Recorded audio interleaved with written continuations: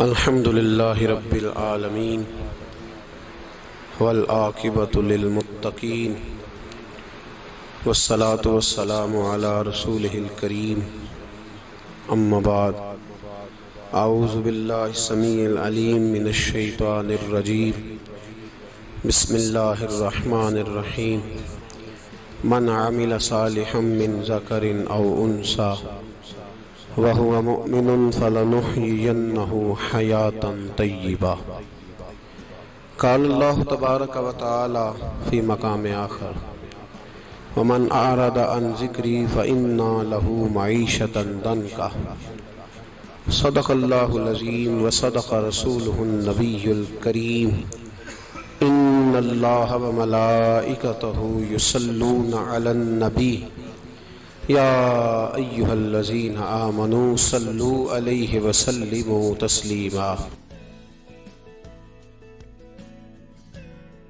اللهم صل على سيدنا ومولانا محمد معدن الجود والکرم وآلہ وصحبہ وبارک وسلم۔ عزیز دوستو، انسانی زندگی اثرات لیتی ہے، اچھے اثر بھی ہوتے ہیں، برے اثر بھی ہوتے ہیں۔ انسان کو موسم کا اثر بھی ہوتا ہے، انسان پر اس کے خاندان کا اثر بھی ہوتا ہے، انسان پر صحبت کا اثر بھی ہوتا ہے۔ بالکل اسی طرح انسان پر اس کی نیکی کا اثر بھی ہوتا ہے اور گناہوں کا اثر بھی ہوتا ہے۔ نیکی دل کو سکون دیتی ہے، گناہ انسان کو پریشان کر دیتے ہیں۔ نیکی اللہ کی رحمت کو متوجہ کرتی ہے۔ پھر حالت یہ ہوتی ہے کہ انسان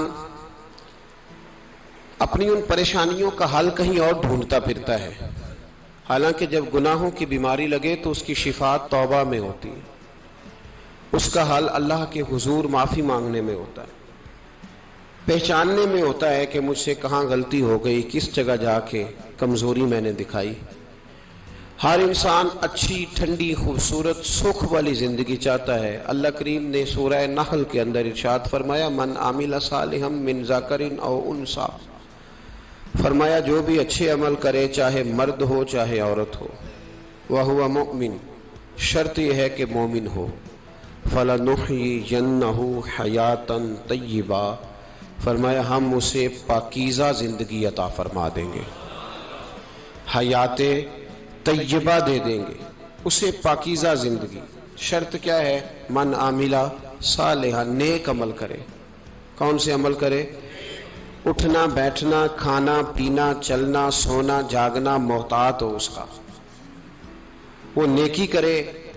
قرآن پاک کے لفظوں کے حسن پر غور فرمائیے گا، فرمایا فَلَنُحْيِيَنَّهُ حَيَاتًا طَيِّبًا، ہم ضرور اسے پاکیزہ زندگی عطا فرما دیں گے، صاف ستھری زندگی، معیاری زندگی، خوبصورت شب و روز، آئیڈیل زندگی جس کو لوگ کہیں گے، وہ والی زندگی اسے دیں گے۔ اور دوسرے مقام پر سورہ طٰہٰ کی آیت نمبر 124 میں فرمایا وَمَنْ أَعْرَضَ عَنْ ذِكْرِي، جو ہمارے ذکر سے منہ پھیرے گا،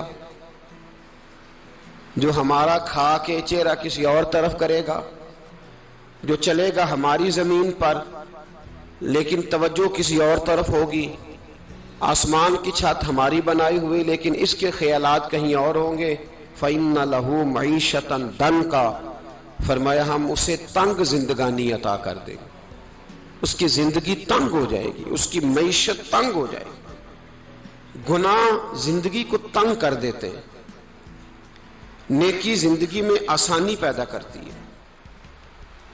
آپ کو اگر زندگی میں سکون چاہیے ہو تو آپ کسی غریب کی خدمت کر کے دیکھیں، اللہ کتنا سکون عطا کرتا ہے۔ آپ بڑے پاورفل بھی ہیں، بڑے طاقتور بھی ہیں اور بڑے باوقار بھی ہیں، لیکن کسی کو گالی دے کے آپ کا دل کبھی ٹھنڈا نہیں ہوگا، تکلیف ہوگی، اس کے اندر آزمائش ہوگی۔ ڈاکٹر ریسرچ کرتے ہیں، ڈاکٹر وہ کہتے ہیں گناہ کرنے سے آدمی جسمانی طور پر کمزور ہوتا ہے، لیکن وہی عمل اگر وہ بطور نیکی کرتا ہے تو اللہ اس میں اسے قوت عطا فرماتا ہے، اسی عمل میں اللہ اسے قوت عطا کر دیتا ہے۔ میں صرف اشارہ دے رہا ہوں، اس بات کی تفصیل میں نہیں جانا چاہتا۔ میرے عزیز یہ یاد رکھیں کہ نیکی آپ کو سکون دے گی، نیکی آپ کو ٹھنڈا کرے گی۔ اللہ تبارک و تعالیٰ نے قوموں پہ عذاب نازل کیا اور قرآن مجید فرقان حمید نے ان قوموں کے تذکرے بیان فرمائے. بھائی کس لیے بیان کیے؟ کہ ہم عبرت حاصل کریں، ہم یہ غور کر لیں کہ یہ کام ہم نے نہیں کرنا، اس کام سے ہم نے بچنا ہے، ہم نے غور کرنا ہے کہ یہ چیز ہمارے اندر. لوگ کہتے ہیں نہیں جی نہیں، ہم پہ یہ عذاب نہیں آئے گا، بالکل نہیں آئے گا، اس میں شک نہیں. پر اللہ نے بیان کس لیے کیا تھا؟ بیان کیا قرآن مجید معاذ اللہ کسی ایسی چیز کا بیان کرتا ہے جس کی ضرورت نہ ہو؟ قرآن پاک نے ایک ایک حرف ایسا بیان کیا جس کی مسلمان کو ضرورت تھی. قوم نوح کا ذکر فرمایا قرآن پاک نے. حضرت نوح علیہ السلام کی قوم کو حضرت نوح علیہ السلام نے 1500 سال سمجھایا ہے. 15، کچھ لوگوں نے 950 سال لکھا ہے نا، اعلیٰ حضرت نے لکھا ہے 1500 سال عمر ہوئی حضرت نوح علیہ السلام کی. اللہ تعالیٰ بندے کو جلدی سزا نہیں دیتا، بلکہ قرآن مجید میں ایک جگہ رب کریم اس طرح بھی فرماتا ہے کہ جب بندے مجھے بھول جاتے ہیں تو میں ان کے لیے نعمتوں کے دروازے کھول دیتا ہوں. بندہ سمجھتا ہے کہ میں کچھ تو ہے نا کہ میرے اندر کہ میں جدھر جاتا ہوں خیر ہی خیر ہو جاتی ہے. وہ سمجھتا ہے کہ میری عقل ہے، حالانکہ اللہ اسے ڈھیل دیتا ہے. اللہ اسے ڈھیل دیتا ہے. گناہوں کی سزا کے 3 طریقے ہیں. ایک ہے متنبع کرنا، تنبیہ کرتا ہے اللہ، بندہ متنبع ہو جاتا ہے، یہ اللہ کا بہت بڑا احسان ہوتا ہے. ایک ہوتا ہے مہلت دینا، اور ایک تیسرا ہوتا ہے اللہ خفیہ تدبیر کرتا ہے. تھوڑا سا سمجھیے گا، انسان پر کوئی آزمائش آئی، فوراً اس کی چھٹی اس نے کہا کہ وہ فلان جگہ غلطی کی تھی تب ایسا ہوا ہے. ہوتا ہے نا کئی دفعہ آواز آتی ہے نا اندر سے، چلیں بول دیں کچھ نہیں ہوتا آپ کو. اللہ جانتا ہے یہاں کوئی کچھ نہیں کہے گا آپ کو، اور ہماری تو ویڈیو بھی نہیں گھومتی، یعنی خبر بھی نہیں ہو کہ کس نے ہاں کر دی کس نے نہ کر دی. آپ بغیر ٹینشن کے بات چیت کریں، آج کچھ نہیں ہوتا انشاءاللہ تعالی.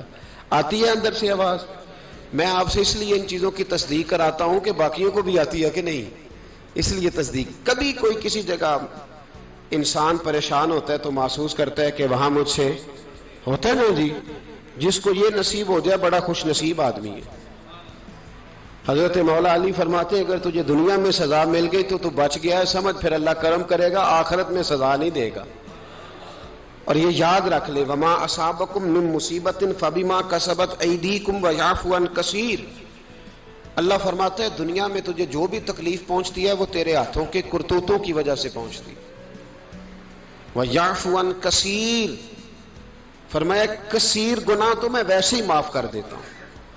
یہ جو تیری زندگی میں دکھ ہے نا، یہ بھی میری قلیل سزائیں ہیں. یہ کثیر پر سزا، یہ قلیل ہے، قلیل یہ جو تمہاری زندگی میں تکلیفیں. انسان کو سزا ملتی. حضرت فضیل بن عیاض رحمۃ اللہ تعالی علیہ گھوڑے پہ بیٹھے تھے، گھوڑا شرارت کرنے لگ گیا، اچھلنے لگ گیا، کودنے لگ گیا. تو حضرت فضیل بن عیاض نیچے اترے، ایک کونے میں جا کے نماز کی نیت باندھ لی، 2 رکعت نماز پڑھی، پھر دیر تک استغفار پڑھتے رہے، روتے رہے، دعا کرتے رہے. واپس آئے، خادم عرض کرنے لگے حضور سمجھ نہیں آئی، گھوڑے نے تھوڑی سی شرارت کی، وہ بدکا ہے، آپ نے اس کو چھوڑا ہے اور چھوڑ کر کے آپ نماز میں لگ گئے. تو حضرت فضیل بن عیاض فرمانے لگے جب بندہ اللہ کی نافرمانی کرتا ہے نا تو جو چیزیں اس کی فرما بردار ہوتی ہیں وہ اس کی نافرمانی کرنے لگ جاتی. تو مجھے محسوس ہوا تھا کہ میں نے کہیں اللہ کی نافرمانی کی ہے، اس لیے ایسا ہوا ہے کہ میرے گھوڑے نے میری، تو میں توبہ کرنے لگا ہوں. اور اب دیکھتا ہوں بیٹھ کے بھلا کیا ہوتا ہے. میں نے سچی توبہ، حالانکہ مجھے یاد نہیں کہ میں کہاں بولا، پر کھری اور سچی توبہ کی. دوبارہ گھوڑے پہ بیٹھے تو گھوڑا بالکل صحیح ہو کے ساتھ چلنے لگ گیا. میرے بھائی جب یہ تنبیہ ہے اللہ کی طرف سے، یہ متنبع کیا جاتا ہے کہ تو بعد آ جا. بہت ساری جگہوں پہ انسان کو وقتی طور پر اگر سزا مل جائے، نبی پاک علیہ السلام کی خدمت میں ایک صحابی آئے، بات مضبوط کر دوں، واقعہ سنایا ہے نا تو کچھ لوگ سمجھتے ہیں کہ یہ واقعہ ہے، تو میں ایک حدیث پاک امام بہقی کی لکھی ہوئی عرض کرتا ہوں. نبی پاک علیہ السلام کے ایک صحابی آئے اور ان کا سر پھٹا ہوا تھا، خون بہ رہا تھا. سرکار نے فرمایا کیا ہوا؟ عرض کی حضور ایک عورت جا رہی تھی، میری نظر پڑی، ابھی نظر پڑی ہے کہ میرے آگے ستون آ گیا تو میرے سر پہ لگ گیا. نبی پاک صلی اللہ علیہ وسلم نے فرمایا تیرے لیے خوشخبری ہے، اگر دنیا میں تیری غلطی کی تجھے سزا ملی ہے تو پھر رب تجھے قیامت میں سزا نہیں دے گا. پھر اللہ قیامت میں سزا، بعض گناہ ایسے ہیں جن کی یہاں بھی سزا ملے گی اور وہاں بھی ملے، لیکن میرے بھائی پہلی بات یہ ہے کہ اللہ تعالیٰ اس غلطی کی یہی سزا دے لے اور دعا فرمائے اللہ تبارک و تعالیٰ یہاں بھی معافی عطا فرمائے وہاں بھی معافی عطا فرمائے، اللہ درگزر ہی فرمائے. لیکن میرے بھائی ایک تو یہ سزا، ایک سزا یہ ہوتی ہے کہ انسان جب گناہ کرنے لگتا ہے تو اللہ نعمتوں کے دروازے کھولتا ہے، مہلت دیتا ہے. 500 سال تک فرعون کو مہلت دی. کتنے؟ یہاں جو 5 سال حکومت کر لیتا ہے وہ کہتا ہے سب سے قابل میں ہی ہوں، مجھے مہلت جو ملی ہوئی ہے. 500 سال مہلت دی اللہ تعالیٰ نے. اور فرعون کی قوم پر پتہ عذاب کس طرح کے آئے تھے؟ ٹڈیاں مسلط کر دی اللہ نے. یہ گھومتی نہیں چھوٹی سی، ہم اپنی زبان میں اس کو کچھ لوگ مختلف ناموں سے یاد کرتے ہیں، کوئی مکڑی کہتا ہے، کوئی کچھ کہتا ہے. مسلط کر دی، جاتی نہیں. ان پر بنی اسرائیل کے ان مقابل جو فرعون کی قوم تھی ان پر الزام اس طرح کا عذاب آیا کہ مینڈک مسلط کر دی اللہ تعالیٰ. برتن کھولتے تھے اندر مینڈک نکلتا تھا.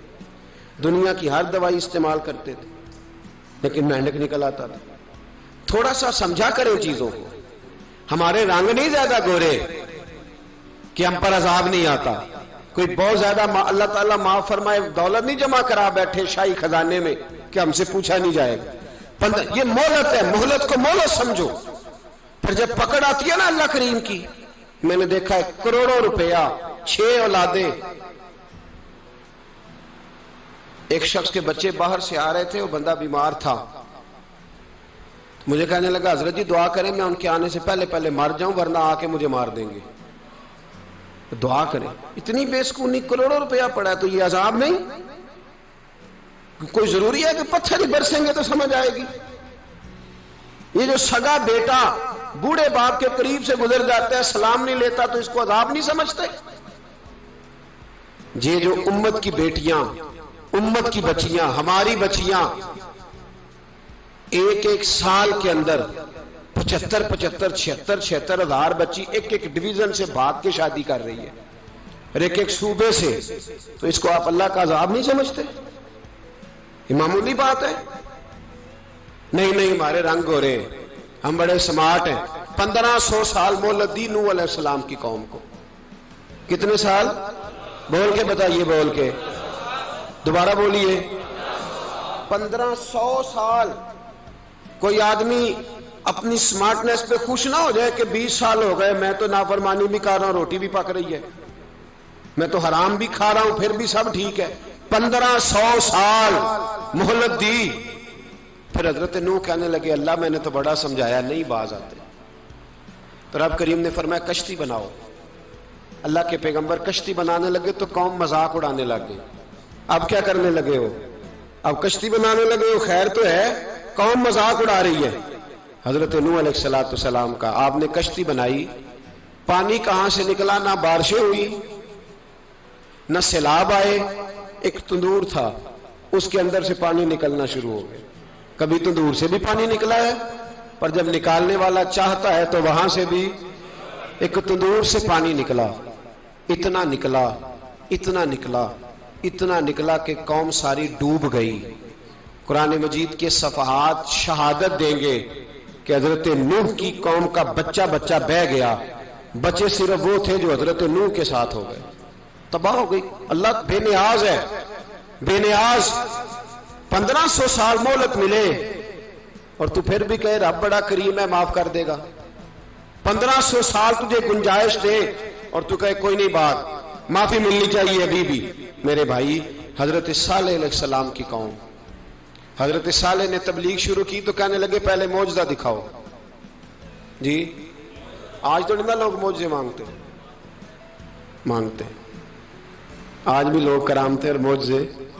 اللہ معاف کرے جو چیزیں معجزہ تو ہو نہیں نہ سکتا لیکن آج بھی لوگ، آپ یقین کریں، کہتے ہیں یہ بڑی نمازیں پڑھتا ہے تو پھر بخشا کیوں نہیں گیا، پھر کیوں نہیں منو سلوا کیوں نہیں اترا اس پر، پھر میں بھی اسی طرح ہی ہوں، کیا اس کے اندر خوبی آ گئی. مولوی بھی ویسے ہی ہے، صوفی بھی ویسے ہی ہے. لوگ مانگ نہیں رہے، لوگ دلیلیں مانگ نہیں رہے. ابھی بھی لوگ بحث نہیں کرتے، کیا فرق آ گیا جی، ویسے ہی ہیں سارے۔ اللہ تعالیٰ سے ڈرنا چاہیے، ہمیں سامنے والے کی طرف دیکھ کر صحیح ہونے کا حکم نہیں ہے، ہمیں اپنی اصلاح کا حکم ہے، اپنی طرف دیکھ کے اپنے آپ کو ٹھیک کرنے کا۔ الزام لگا کے گزر جانا، اس کا کوئی مطلب سنو اور یاد رکھو۔ حضرت صالح علیہ السلام سے کہنے لگے پہلے معجزہ دکھائیں، تو حضرت صالح علیہ السلام نے فرمایا اونٹ کہاں سے پیدا ہوتے ہیں؟ کہا اونٹنی کے بطن سے۔ فرمایا آؤ میں تمہیں پہاڑ کے اندر سے اونٹنی پیدا کر کے دکھاتا ہوں۔ کہاں سے؟ پہاڑ کے اندر سے۔ حضرت نوح ساتھ لے کے گئے تو پہاڑ کے اندر سے اونٹنی نکلی، اور اونٹنی بھی گابن تھی، اس کے پیٹ میں بچہ، اور اونٹنی اتنا دودھ دیتی تھی کہ ساری بستی دودھ پی جاتی تھی، پھر بھی دودھ بچ جایا کرتا تھا۔ لیکن حضرت نوح علیہ السلام نے فرمایا اب تم نے دیکھ تو لیا یہ اسے، یہ جتنا دودھ دے گی روٹی بھی اتنی کھائے گی، ایک دن تم سارے پانی پیو گے، ایک دن یہ سارا پانی پیا کرے گی، ایک دن تم سارے باقی جانوروں کو گھاس کھلاؤ گے، ایک دن یہ اونٹنی، اور اونٹنی کا نام کیا؟ ناقۃ اللہ، اللہ کی اونٹنی۔ کس کی اونٹنی؟ نام کیا ہے؟ اللہ کی، یہ اللہ کی اونٹنی ہے۔ تو حضرت نوح علیہ السلام کی اونٹنی فرمایا اس کی بے ادبی نہ کرنا۔ باز نہیں آئے لوگ، باز نہیں آئے، کہنے لگا جی دودھ دینا تو ٹھیک ہے، پر یہ جو سارا پانی پی جاتی ہے نا یہ صحیح نہیں، یہ جو ساری گھاس کھا جاتی ہے یہ نہیں تھی، دودھ دینا تو ٹھیک ہے پر یہ نہیں صحیح۔ آپ نے فرمایا اسے کچھ نہ کہنا، اللہ کی اونٹنی ہے۔ میں کہا کرتا ہوں ان لوگوں نے ناقۃ اللہ کی بے ادبی کی، حضرت نوح علیہ السلام کی اونٹنی کی ٹانگیں کاٹ دی، صالح علیہ السلام کی۔ اور دیکھو اللہ بڑا بے نیاز ہے، اگر پیدا کرنا جانتا ہے تو حفاظت کرنی نہیں جانتا، لیکن رب کریم نے فرمایا نہ کرنا۔ انہوں نے ان کے پیر کاٹ دیے، کانوں پہ چھریاں لگائیں۔ اونٹنی جب مر گئی، اونٹنی اللہ تبارک و تعالیٰ کی وہ اونٹنی جب مر گئی تو حضرت صالح علیہ السلام کی قوم پر رب کریم نے زلزلہ بھیجا۔ اذا زلزلت الارض زلزالہا، جب زلزلے آئیں گے اور جب ان کا زلزلہ آنا زلزلہ آتا ہے نا، کیا کرتی ہے قوم؟ لا الہ الا اللہ، لا الہ الا اللہ، کلمے جاری ہو جاتے۔ بلکہ ایک دفعہ ایسا بھی ہوا کہ مسجدوں میں اعلان ہونے لگے زلزلہ آ رہا ہے، جو فجر کے لیے نہیں اٹھے زلزلے کے لیے وہ بھی اٹھ گئے، جن کا دعویٰ ہے نا میری سویرے آنکھ نہیں کھلتی، ان کی لگی نہیں کتنے گھنٹے، بعد میں بھی نہیں لگی، ٹی وی پہ اعلان ہوتے رہے کوئی نہیں آ رہا سو جاؤ چپ کر کے، لیکن آنکھ لگی۔ موت سے تو ڈرتا ہے، اللہ سے ڈرتا ہی نہیں، موت کا خوف ہے رب کا نہیں۔ زلزلہ آیا ساری قوم تباہ ہو گئی۔ بتاؤ اگر ناقۃ اللہ کی گستاخی ہو تو اللہ ناراض ہو جاتا ہے، اور اگر اولیاء اللہ کی ہو، اگر اولیاء اللہ کی ہو تو رب ناراض نہیں ہوتا؟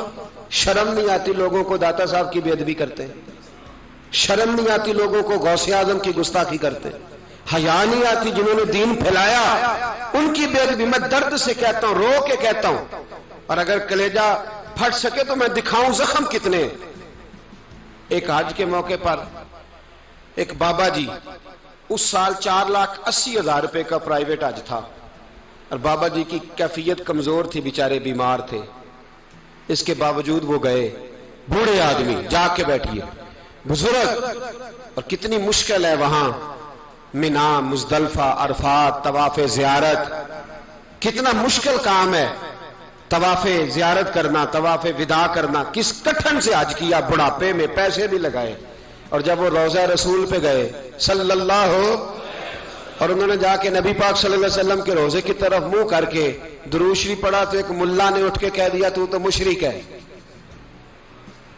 تو میری روح کانپی، میں نے کہا تجھے شرم نہیں آئی، حیا نہیں آئی؟ اس کی عمر دیکھ، کس بڑھاپے میں کہاں سے چلا، کہاں آیا۔ یہ مشرک ہوتا تو کسی مندر میں جاتا، یہ مشرک ہوتا تو کسی گرجے میں جاتا، یہ مشرک نہیں، یہ مومن ہے۔ اور یہ وہ والا مومن ہے جس کے سینے میں دل جب دھڑکتا ہے تو خالی دھڑکتا نہیں، ساتھ وہ محمد عربی پہ درود و سلام بھی پڑھتا ہے۔ شرم نہیں آتی لوگوں کو؟ اتنی بڑی گستاخی کرتے، جو روضہ رسول پہ آیا مشرک ہے۔ میں نے تو ایک مولوی کو صاف صاف کہا تھا، میں نے کہا اگر میں مشرک ہوں تو نکالو، مشرک کا داخلہ تو یہاں ویسے ہی منع ہے۔ شرم نہیں آتی؟ اپنی زبان کا ایک پاس کرو کچھ۔ اتنا ظلم، اتنی بڑی فرقہ واریت امت میں، اتنا امت کو تقسیم کرتے ہو، تمہیں شرم نہیں آتی؟ جہاں سے اتحاد کا پیغام دینا چاہیے وہاں سے تم لوگوں کو فرقے کا پیغام دیتے ہو، ایک مقصود فرقے کی تبلیغ کرتے ہو. خدا را تو میں کہہ رہا ہوں ناقت اللہ کی بے ادبی پہ عذاب آتا ہے تو اولیاء اللہ کی بے ادبی میں نہیں آتا. داتا صاحب ساری زندگی تبلیغ کرتے رہے، ایک آدمی نے اٹھ کے کہہ دیا جناب وہ تو شرک کا اڈا ہے، تو رب کریم ناراض نہیں ہوتا ان باتوں سے؟ ہمیں خیال کرنا چاہیے، اللہ سے ڈرنا چاہیے. ان چیزوں سے عذاب آتا ہے اور آ رہا ہے، اللہ تعالی ہمیں محفوظ فرمائے. اللہ ہمیں اس سے، قوم لوط پہ بھی عذاب آیا. ہم جنس پرستی، مرد مردوں سے بدکاری کرتے. حضرت نوح نے سمجھایا کہ یہ کام درست فطرت کے خلاف ہے، یہ کام درست نہیں. جب انسان یہ کام کرتا ہے تو زمین اور آسمان کانپتے ہیں. اب میں کیسے کھول کے بتاؤں، میرے پاس اعداد و شمار ہیں کہ پاکستان کے اندر اس کام کی کیفیت کیا ہے اور کس طرح کر کے لوگ، میں تو رونا روتا رہتا ہوں داڑھی کا. لوگ کئی دفعہ کہتے ہیں حضرت صاحب پہلے بھی آئے تھے تو داڑھی کی بات، پھر بھی آئے تو داڑھی کی بات. تو میں رونا روتا ہوں، اس لیے روتا ہوں کہ جو کلین شیو نوجوان ہوتا ہے وہ امرد کے حکم میں ہے، اس پر وہی حکم لگتا ہے جو عورت پہ لگتا ہے. اس کے ساتھ مرد کا اٹھنا بیٹھنا اسی طرح ناجائز ہے جس طرح عورت کے ساتھ. حضرت جنید بغدادی رحمت اللہ تعالی علیہ کے سامنے ایک شخص نے کہا وہ کتنا خوبصورت نوجوان جا رہا ہے، تو آپ فرمانے لگے تو حافظ قرآن نہیں؟ کہا ہاں. فرمانے لگے جا اپنے حفظ کی خیر بنا. وہ شخص کہتا ہے میں نے اس بغیر داڑھی والے کلین شیو نوجوان کو بری نظر سے دیکھا، مجھے قرآن پاک ہی بھول گیا، سارا قرآن پاک بھول گیا. اور کتنے سال میں دعائیں کرتا رہا، بیت اللہ کے طواف کرتا رہا، میں یاد بھی کرتا تو نہیں ہوتا. کیسے اب تو ہمارا نعت کہاں بیوٹی پارلر سے ہو کے آتا ہے، ہم کسی اور کو کیا پیغام دیں؟ وہ پیغام، وہ نظام، وہ طریقہ کار جس کا حکم تھا شریعت میں. قوم لوط پر عذاب آیا. صحیح بیٹھتے ہوں گے بچے جو موٹر سائیکلوں پہ بیٹھتے ہیں. میں نے گجرانوالہ کی سڑکوں پہ بچوں کو، نوجوانوں کو جو تماشے کرتے سرے عام دیکھا ہے تو مجھے ڈر لگتا ہے. اور کوئی روکنے والا نہیں، شغل ہو رہا ہے، ہنس رہے ہیں اور سامنے عورتیں بھی ہیں، سب ہو رہا ہے. کتنی تکلیف کی بات. حضرت نوح کی قوم یہ کام کرتی تھی، قرآن پاک نے بیان کیا ہے. حضرت نوح نے سمجھایا، فرمایا رب کریم نے تمہیں اپنی خواہش پوری کرنے کے لیے جائز طریقہ عطا فرمایا، عورتوں سے نکاح کرو، اور اس نکاح کی برکت سے جو اللہ تمہیں اولاد دے گا اس کو اللہ تبارک و تعالیٰ تمہارے لیے باعث بخشش بھی فرمائے گا. لیکن جب قوم نہ مانی تو جو قوم میں لوط کا عمل کرے اس کا علاج قرآن نے بیان فرمایا کہ آسمان سے پتھر برسیں گے. پھر پتھر برسے اور جن کے بڑے بڑے اچھے دماغ تھے ان کے دماغ چکنا چور کر دیے گئے، تباہ کر دیے گئے، ان کے دماغ زمین پر بچھاڑ دیا گیا. اللہ مہلت دیتا ہے لیکن اس کا مطلب یہ نہیں کہ انسان توبہ ہی نہ کرے. حضرت شعیب علیہ السلام کی قوم پر بھی عذاب آیا، اس لیے کہ بددیانتی کرتی تھی، ناپ تول میں کمی کرتی تھی. میں نے کہا تھا شب قدر کی رات کہ یہ کوئی تماشا ہے کہ شب رات آئی تو ساری رات روتے رہے یا اللہ معاف کر دے، یا اللہ معاف کر دے، رو رو کے چیخے مار مار روئے. شب قدر آئی تو پھر چیخے ماری، ساری رات روئے. تو جس بندے کا پروگرام ہی نہیں سویرے بدلنے کا، دکان پہ بیٹھ کے پھر وہی ناپ تول میں کمی، پھر وہ اللہ تعالیٰ معاف کرے. میں ایک مضمون پڑھ رہا تھا تو وہ فوڈ کے اسپیشل لوگ تمہیں لکھا تھا مہربانی کرو ملاوٹ ہی اچھی چیز کی کر لو، مرچ میں کیری تو نہ ملاؤ اینٹوں کی، وہ تو بیمار کرتی ہے، وہ تو خون کی آنتوں کو روک دیتی ہے. وہ کہنے لگا، اور وہ کہتا ہے میں تمہیں بتاتا ہوں کون کون سی چیز ملائی جا سکتی ہے، وہ ملا لو. خدا را اس قوم پہ رحم کرو، مہربانی. ایک دوست ہے ہمارے، میں وزیر آباد میں ان کے گھر بیٹھا تھا تو ایک میڈیکل، میرا کسی شخص پہ اعتراض کرنے کا میں مجموعی بات کرتا ہوں. میں ایسے ڈاکٹروں کو جانتا ہوں جو اللہ تعالیٰ فضل کرے سچ مچ کے نیک ہیں، اچھے لوگ. تو بچے کا میڈیکل سٹور ہے تو والد بیمار ہو گیا تو کہتا ہے ابا جی ڈاکٹر صاحب نے کہا آپ کو ڈرپ لگنی ہے. تو سگے باپ کو ڈرپ لگانے لگا تو باپ کیا کہتا ہے پتر تیری مہربانی مینو کوئی اصلی لائی، وہ نہ لائیں جڑی لوکاں نو لانا ہے. اب وہ پیار سے سنا رہا ہے بات. میں نے اسے کہا کہ یہ تو ڈوب مرنے کا مقام ہے نا، ڈوب مرنے کا مقام، کہ جس ملک کے اندر دوائی بھی صحیح نہ بکے، اصلی نہ ملے دوائی بھی، اور پھر وہ قوم کہے کہ ہم نے تو پورے روزے رکھے.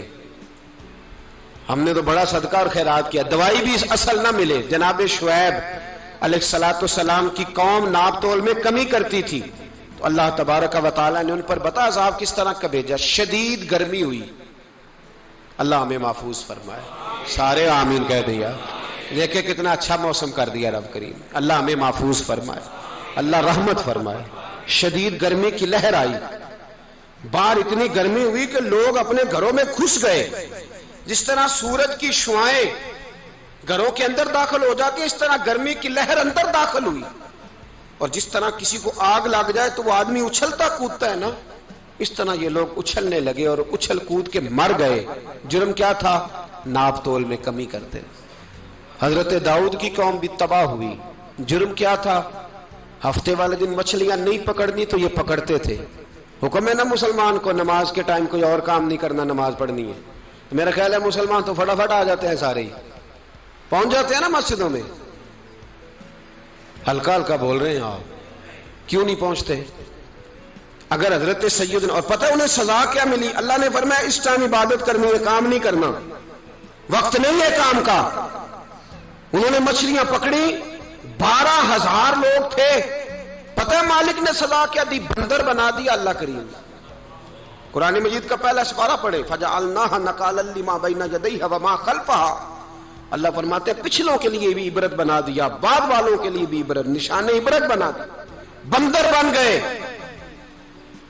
اور جو ان کے دوست جو بچ گئے تھے ان کے پیر چومتے تھے، روتے تھے۔ 3 دن بندر بن کے زندہ رہے، پھر اللہ نے سب کو اجتماعی موت دے دی۔ تو اگر مسلمان سے اللہ کہے کہ نماز کے ٹائم کاروبار نہیں، جمعے کے ٹائم کاروبار، تو مسلمان کہتا ہے نہیں مجھے مہلت ملی ہوئی ہے۔ یہ تو اس وقت پتہ چلتا ہے نا جب بچے ڈیوٹی لگاتے، ہاں ہاں ہاں عذاب آتا ہے، اس وقت پتہ چلتا ہے۔ میں نے دیکھا یہ منظر، اس وقت پتہ چلتا ہے جب بچے کسی ملازم 6,000 کی ڈیوٹی لگاتے، کہتے ہیں ابے کا دھیان رکھنا، ہم دکان پہ بیٹھنے لگے۔ پھر اسے سمجھ آتی ہے اگر میں نماز کے ٹائم مسجد میں ہوتا تو آج میری اولاد میری خدمت میں ہوتی۔ میں نماز کے ٹائم مسجد نہیں گیا تو بچوں نے 6,000 کا ملازم بٹھایا ہے، ابا جی کا خیال رکھ، ایک نرس بلائی ہے، تو خیال رکھ۔ کدھر ہوتے ہیں مسلمان نماز کے ٹائم؟ ایک عیسائی نے اعتراض کیا ہے، سنیں، وہ کہتا ہے مجھے لگتا ہے مسلمانوں کے 3 خدا ہیں۔ مسلمان اڑ گیا، کہنے لگا نہیں ہمارا تو ایک ہے، کہا نہیں 3 ہے، معاذ اللہ استغفر اللہ، ہمارا ایک ہے۔ کہنے لگا نہیں میں ثابت کرتا ہوں، ایک تمہارا خدا 5 نمازوں کا ہے، ایک رمضان کا ہے، ایک عید کا ہے۔ لگتا ہے معاذ اللہ عید والا زیادہ تگڑا ہے، تم زیادہ آتے ہو۔ رمضان والا لگتا ہے اس سے کچھ کمزور ہے، تم تھوڑے آتے ہو۔ اور 5 نمازوں والا شاید سب سے کمزور ہے۔ بات عقل کی ہے کہ نہیں؟ اس نے اعتراض ٹھیک کیا، تو مسلمان کو چاہیے نا خیال کرے۔ ایک یہودی نے لکھا تھا، اس نے کہا تھا جس دن مسلمانوں کی تعداد فجر کی نماز میں اتنی ہو گئی جس دن جتنی جمعے میں ہوتی ہے، اس دن نہ کوئی یہودی سازش کرے گا نہ کوئی عیسائی تلوار نکالے گا۔ شرط یہ ہے کہ یہ اسی طرح فجر پڑھنے آئیں جس طرح جمعہ پڑھنے آتے ہیں، تو پھر کوئی شخص بھی ان کو کسی جگہ شکست دے سکتا تو ہمارے گناہ ہمیں پریشان کرتے۔ یہ جتنی آزمائشیں ہیں ان کے پس منظر میں گناہ ہیں۔ ہماری زندگی کے اندر جتنی تکلیفیں، ہماری پریشانیوں کا سبب ہم خود ہیں۔ بہت ساری جگہوں پہ ہم غلطی کرتے ہیں، اس کی ہمیں سزا ملتی، غلطی کی سزا۔ ایک نوجوان نے مجھے بڑی گہری بات سنائی، میرا قریبی تعلق تھا، کہنے لگا گھر میں بڑا مسئلہ ہے، بڑی پریشانی ہے، ماں اور بیوی کا ماحول اتنا سخت ہو گیا ہے کہ نمٹ نہیں سکتا۔ آپ یقین کریں میں نے ڈیٹیل سے ساری چیز کو سٹڈی کیا، میرے پاس اتنا وقت نہیں ہوتا، پھر بھی میں نے اس فیملی کو پورا پڑھا تو غلطی نوجوان کی نکلی۔ نہ اس پہ اماں اعتبار کرتی ہے نہ بیوی اعتبار کرتی ہے۔ اس نے جھوٹ بول بول کے اس طرح کی ماحول پیدا کر دیا ہے کہ کوئی اس پر اعتماد کرنے کو تیار ہے۔ اگر آپ ناراض نہ ہو تو ایک بات کروں، پتہ ہے گھر میں ماحول کب خراب ہوتا ہے؟ باہر والے ہماری تقریر سنتے ہیں، گھر والے ہمارا عمل دیکھتے ہیں۔ جب وہ دیکھتے ہیں نا کہ یہ کس طرح کا شخص ہے، اس کے رویے، اس کا کردار، اس کا لب و لہجہ کتنا برا ہے اور یہ کردار کا کتنا کمزور ہے۔ اعلیٰ حضرت فرمایا کرتے تھے نیک وہ ہوتا ہے جس کی تنہائی صاف ستھری ہوتی ہے، اس لیے ماحول بگڑ جاتا ہے۔ یہ جو ہم کہتے ہیں نا میرے سجن بڑے بنتے ہیں پھر ٹوٹ جاتے ہیں، کچھ لوگ ایسے ہوتے ہیں جو ان کے پاس جاتا ہے انہی کا ہو جاتا ہے، وہ کہیں اور کے قابل کیوں بھلا؟ اس لیے کہ ان کے کردار میں ٹھنڈک دیکھتا ہے، ان کے لب و لہجے میں مٹھاس دیکھتا ہے، اس شخص میں اتنی خوبصورتی دیکھتا ہے کہ اسی کا بن جاتا ہے۔ حضرت ابراہیم بن ادم کے پاس ایک نوجوان آیا، کہنے لگا میں گناہ کرنا چاہتا ہوں، فرمانے لگا بالکل کر، اللہ کا دیا ہوا رزق کھانا چھوڑ دے اور گناہ کر۔ کہنے لگا یہ نہیں ہو سکتا۔ فرمانے لگے چل پھر اس طرح کر، رب کی زمین پہ نہ رہ، کسی اور کی زمین پہ چلا جا۔ کہنے لگا یہ بھی نہیں ہو سکتا۔ فرمانے لگے چل اللہ کی چھت سے نکل جا۔ کہنے لگا یہ بھی نہیں ہو سکتا، تو آپ رو پڑے۔ فرمانے لگے پھر جناب اسرائیل جب آئیں تو ان سے کہنا مجھے 2-3 سال کی مہلت دے دے، پچھلی میری گناہوں میں گزر گئی، میں ذرا 3 سال عبادت کر لوں۔ تو وہ شخص بھی رونے لگا، کہنے لگا حضور وہ مہلت نہیں دیتے، وہ جب لینے آتے ہیں تو پھر لے کے اللہ تعالیٰ نے جب انسان بنانا چاہا نا تو جناب جبریل کو کہا مٹی لے کے آ زمین سے۔ حضرت جبریل نے مٹی پہ ہاتھ ڈالا تو باقی کی مٹی رونے لگ گئی، اسے جدا نہ کر۔ تو جناب جبریل چھوڑ کے چلے گئے۔ حضرت میکائیل کو بھیجا مٹی لا، مٹی پہ ہاتھ ڈالا تو باقی کی مٹی رونے لگ گئی، چھوڑ کے چلے گئے۔ جناب اسرائیل کو بھیجا، مٹی پہ ہاتھ ڈالا تو باقی کی رونے لگ گئی، چھوڑ کے نہ جاؤ۔ تو حضرت اسرائیل فرمانے لگے تیرا رونا دیکھو کہ رب کا حکم دیکھو۔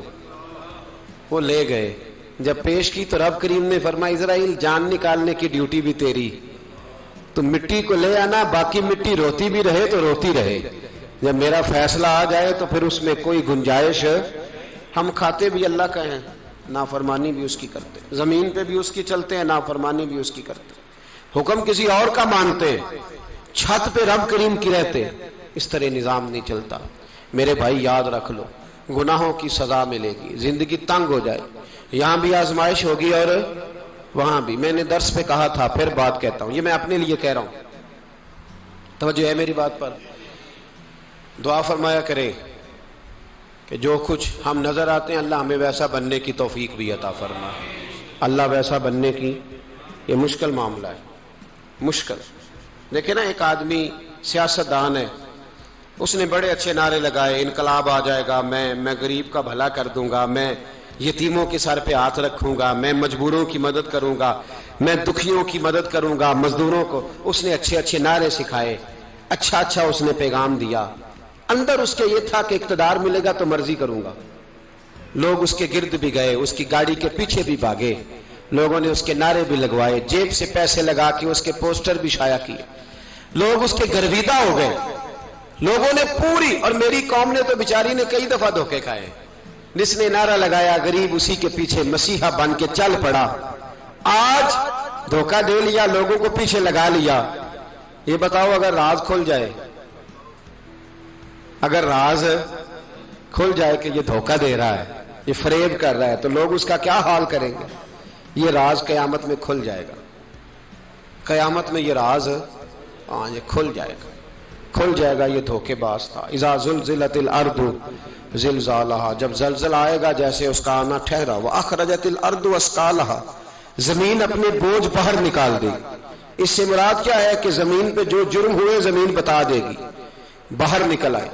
وقال الانسان ما لہا، انسان کہے گا اسے کیا ہوا، یہ تو سب کچھ بتا رہی، بوجھ باہر نکال دے گی۔ ایک آدمی پیر طریقت بن کے بیٹھ گیا، جبہ کبہ پہن کے، بڑی پگڑی باندھ کے بیٹھ گیا، اچھی اچھی نیک باتیں بتانے لگا، لوگ اس کی دست بوسی کرنے لگے، ہاتھ چومنے لگے، پیچھے لگ گئے، خدمت کرنے لگے، جیب سے نذرانہ دینے لگے، اس کے نام پر لوگ اپنی جیب سے لنگر پکانے لگے، خانقاہ کی خدمت ہونے لگی، مہمان اس کے آتے، نوکری کوئی اور کرتا۔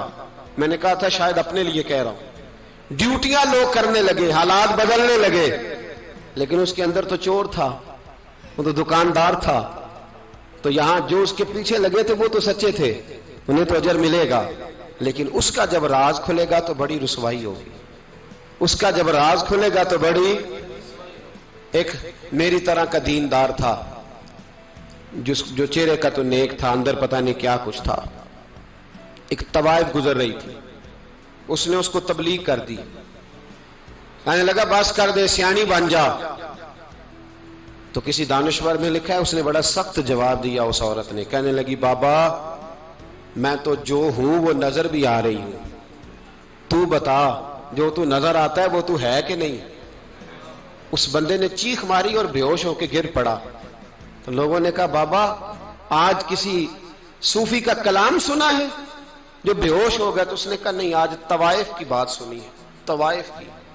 اور وہ عجیب بات کر گئی ہے، وہ کہہ گئی ہے میں تو جو ہوں میں نظر آ رہی ہوں، تو بھی تو بتانا، تو بتانا کہ تو دستار امامت پہنتا ہے.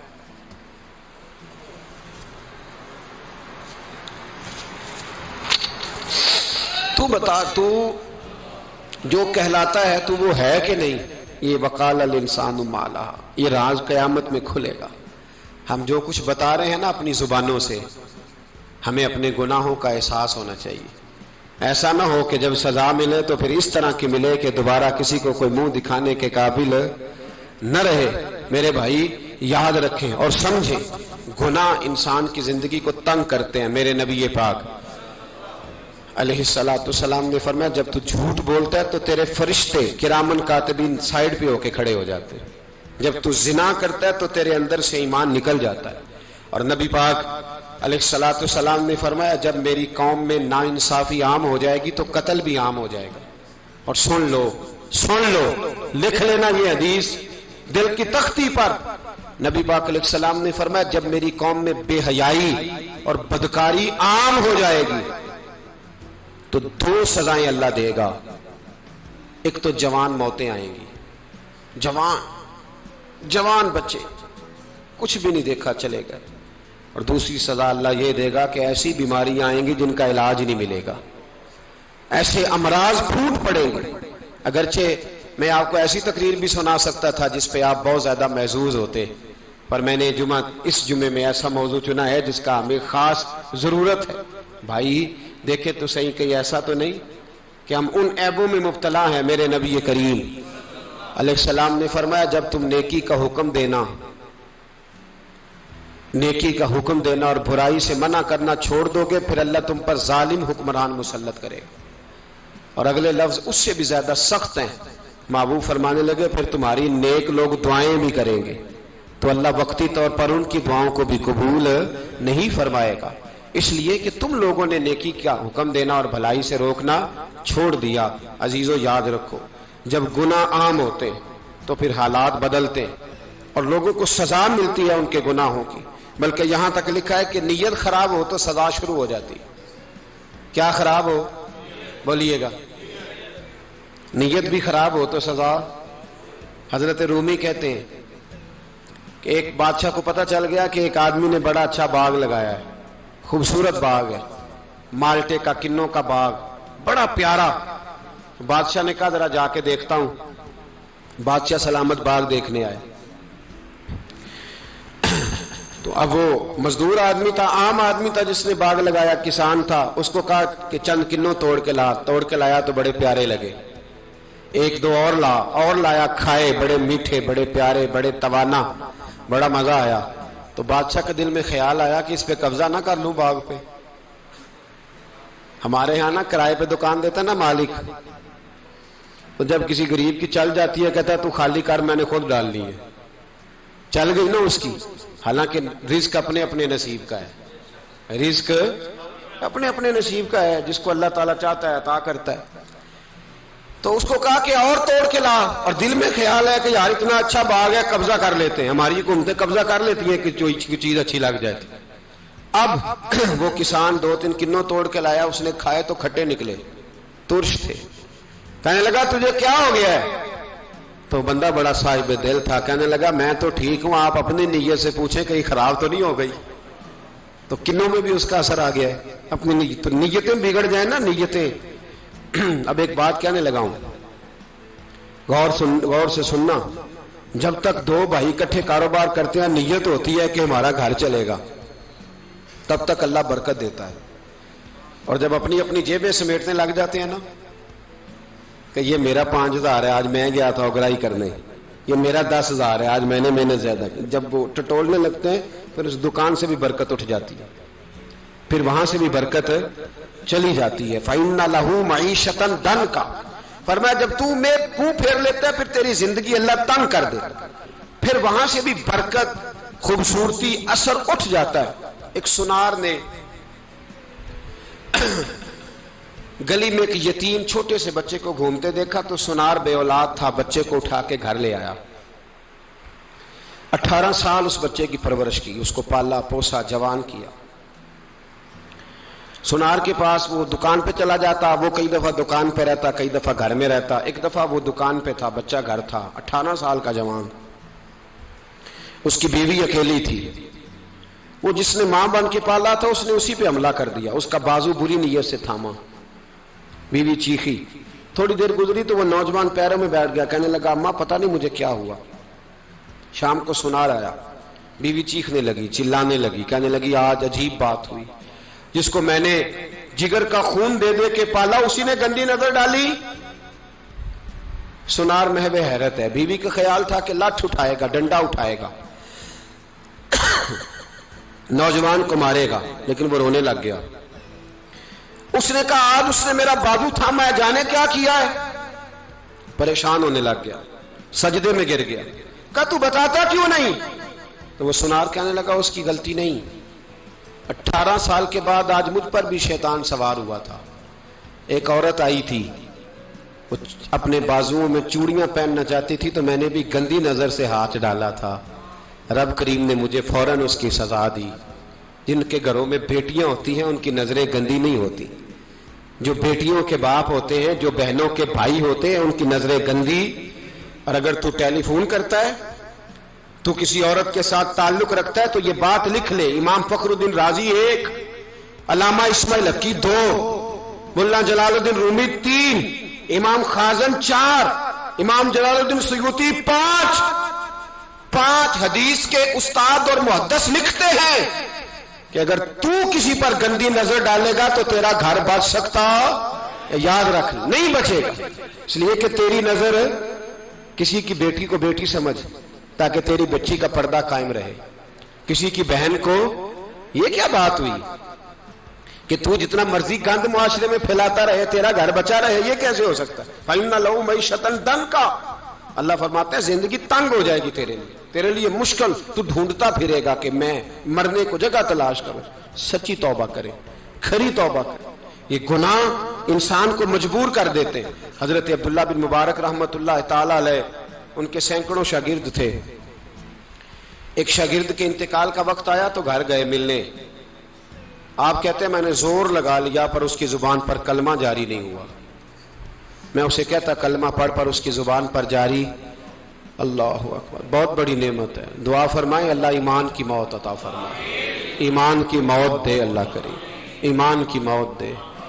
ایسے بھی لوگ دیکھے ہیں، مسجد نبوی ہے، رسول اللہ کا شہر ہے، سر سجدے میں ہے، روح پرواز کر گئی، روح پرواز۔ کتنا نصیبوں والا ہے، کتنا نصیبوں والا ہے کہ مسجد نبوی میں سر سجدے میں رکھا ہے اور اللہ تبارک و تعالیٰ نے محبوب کے قدموں میں موت عطا فرمائی۔ تو حضرت عبداللہ بن مبارک کہتے ہیں میں نے اس کو کہا کلمہ پڑھ تو اس کی زبان پہ جاری نہیں ہوتا۔ میں بار بار کہتا تو وہ منت کرتا، کہتا حضور میں کوشش کرتا ہوں جاری نہیں ہوتا۔ فرماتے میں پریشان ہو کے اٹھا، ابھی میں دروازے پہ پہنچا تھا اس نے چیخ ماری اور روح پرواز کر گئی۔ بچے رونے لگے، بیوی رونے لگی، تو میں نے اس کی بیوی سے کہا کہ یہ جرم کیا کرتا تھا، اتنا بڑا پاپی پہ کلمہ جاری نہیں ہوا۔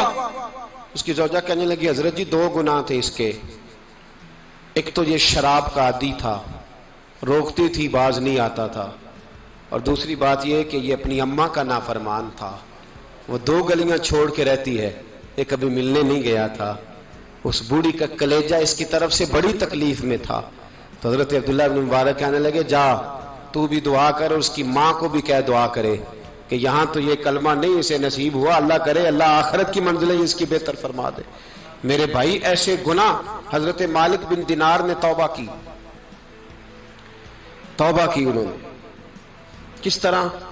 فرماتے میں نشے کا عادی تھا، کسی نے مجھے کہا کہ بطور دوائی شراب پی لو تو میں نے پی لی، نشے کا عادی تھا، شراب پیتا تھا۔ اللہ تعالیٰ نے بڑی منتوں اور کوششوں کے بعد، منتوں کے بعد ایک بیٹی عطا فرمائی، وہ بھی 2.5-3 سال کی ہوئی تو پردہ کر گئی۔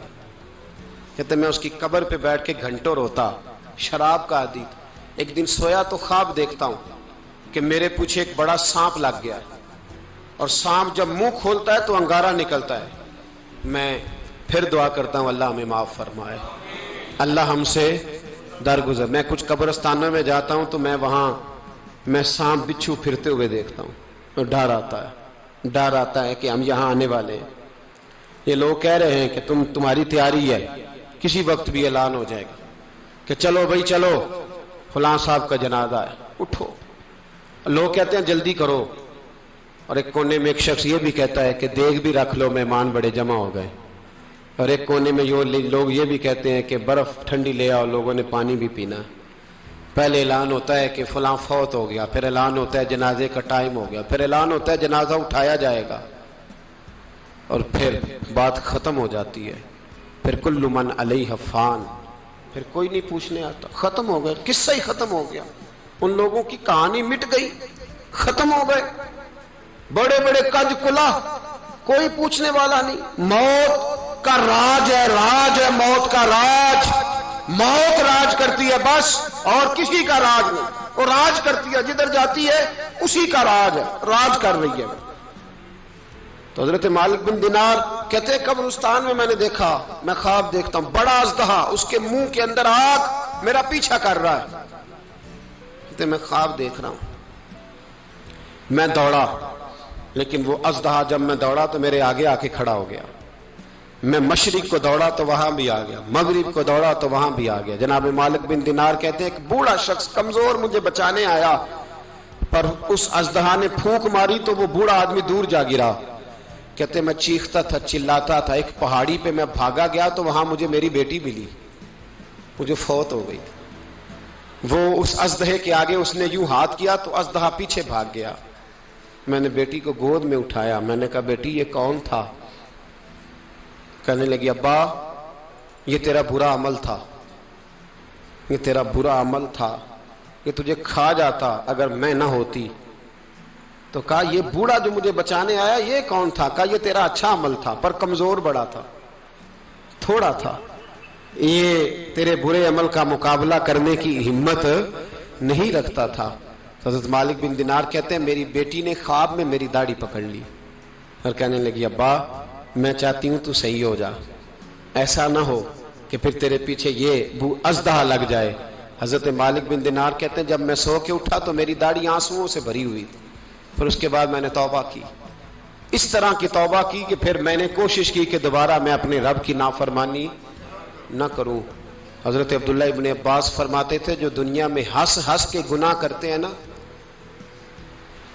ہنس ہنس کے جھوٹ ہنس ہنس کے بولتے ہیں، ہنس ہنس کے لوگوں کی غیبت کرتے ہیں، فرمایا یہ جو تمہیں ہنس ہنس کے گناہ کرتے نظر آتے ہیں ان کا رونا قیامت میں دیکھا نہیں جائے گا، ان کے آنسو قیامت میں دیکھے نہیں جائے. جو ہنس ہنس کے گناہ کرتے یہ روئیں گے. فَلْيَضْحَكُوا قَلِيلًا وَلْيَبْكُوا كَثِيرًا. رب فرماتا ہے زیادہ رویا کرو، کم ہنسا کرو. نبی پاک علیہ السلام روتے تو صحابہ کہتے حضور آپ اتنا کیوں روتے ہیں؟ تو محبوب فرماتے جو میں جانتا ہوں وہ تم نہیں جانتے. بھائیو قبروں میں اکیلے جانا ہے، کبھی غور کرنا، اکیلے کوئی بندہ ساتھ حساب دینے نہیں جائے گا. اماں بڑا پیار کرتی ہے لیکن قبر میں کبھی کوئی ماں بھی ساتھ دفن نہیں ہوتی. اپنا اپنا حساب دینا، مشکل وقت ہے، حساب کر لینا چاہیے، تیاری کر کے رکھنی چاہیے. گناہ اگر یہاں ہماری زندگی کو تنگ کریں گے تو وہاں بھی ہمارے لیے مشکلات پیدا کریں. نبی کریم علیہ السلام نے فرمایا ہے کہ اللہ بڑا مہربان ہے، اللہ بڑا کریم ہے، اللہ بڑا ستار ہے.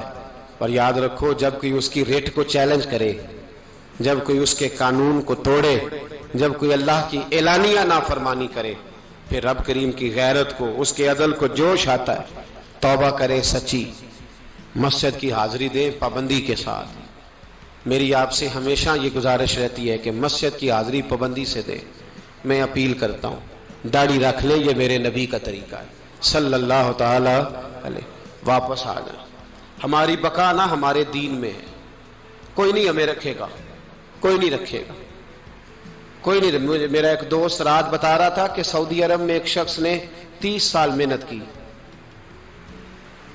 تو جب وہ مرا ہے وہیں اس کے گھر میں فون کیا تو اس کے گھر والوں نے کہا جناب آپ کو مشکل ہوگی ڈیڈ باڈی بھیجنے میں، وہیں دفن کر دیں، ہاں اگر اس کا کوئی پیسہ ہے تو وہ ذرا اکاؤنٹ میں بھیج دیں، بچیوں کو ضرورت ہے۔ او بھائی تو اکیلا جائے گا، تیرے لیے مشکل ہو جائے۔ اپنے بھی ساتھ یقین کریں، بچے دعائیں کرانے آتے ہیں، کہتے ہیں حضرت جی دعا کریں اللہ اماں کی سختی معاف کر دے۔ اس کا مطلب کیا ہے کہ اماں اب جائے، اب ہمارا نمبر آئے۔ بچے تو انتظار کر رہے ہیں کہ ابا جائے اور گدی پہ ہمارا نمبر آئے، تیاری ہے۔ اکیلے جانا ہے، اکیلے، سخت سا مرحلہ ہے، اکیلے سارا کچھ فیس کرنا۔ آج توبہ کریں، وہاں کے کیڑے یہاں رہ کے ماریں، اپنے ساتھ ظلم نہ کریں۔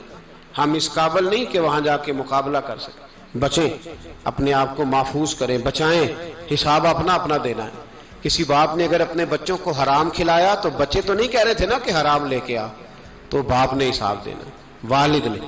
لہذا مہربانی فرمائیں، اپنے اوپر رحم کھائیں، اپنے آپ کو سنواریں۔ آج جمعۃ الوداع ہے، توبہ کریں، اللہ کے نیک بندوں کی صحبت میں بیٹھا کریں، اچھی باتیں سنا کریں تاکہ دل نرم رہے۔ ان جگہوں سے بچیں جو گناہ کی طرف لے کے جاتی، ظلم سے، زیادتی سے، جبر سے بچیں۔ اپنے آپ کو اپنے رب کریم کی بارگاہ میں جھکا دیں۔